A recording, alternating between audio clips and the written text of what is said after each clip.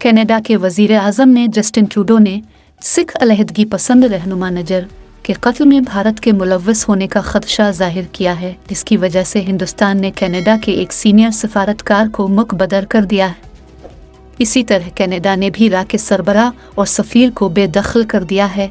British Columbia में 18 जून को एक सिख मंदिर के बाहर गोली मारकर हलाक होने वाले कैनेडियन शहरी हरदीप सिंह नंजर के कत्ल पर तनाज़ात में बहुत ज़्यादा इजाफा हुआ है। रूडो ने कहा कि कनाडा की इंटेलिजेंस ने निजरू की मौत का ज़मा भारत को करार दिया जा रहा है।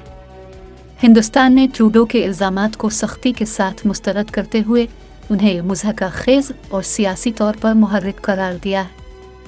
खालिस्तान के हामी हरदीप सिंह को कनाडा में कत्ल कर दिया था। अमेरिका ने सिख अलहदगी पसंद रहनुमा नजर के कत्ल पर भारत पर इल्ज़ामात पर गहरी तशवीश का इजहार किया है और कहा है अमेरिका कैनेडियन हुक्काम के साथ मुसलसल राब्ते में है।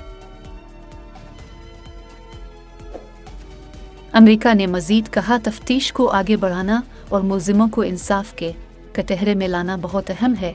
सिख रहनुमा नजर के कत्ल पर सिख बरादरी की जानिब से मुजाहरे किए जा रहे हैं।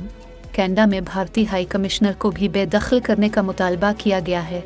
गिरफ्तोनित सिंह ने कहा है भारतीय इंटेलिजेंस बेनकाब हो चुकी है। याद रहे कनाडा इंसानी हुकूक के हवाले से बहुत ज़्यादा सरगर्म मुल्क है।